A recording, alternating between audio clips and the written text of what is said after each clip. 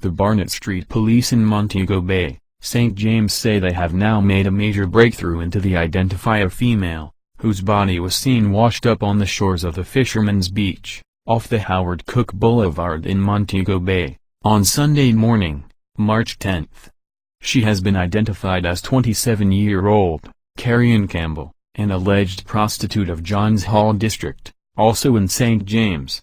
Reports by the police are that about 9:10 a.m., fishermen stumbled upon Campbell's body, which was washed up on a section of Fisherman's Beach and summoned them. The lawmen rushed to the scene and upon their arrival, investigations revealed that Campbell had multiple stab wounds to her upper body. The body was later removed from the beach area, where Campbell was pronounced dead. Fishermen at the beach say Campbell is a well-known prostitute who often brings her clients to the beach property, where she engages them in sexual acts for money.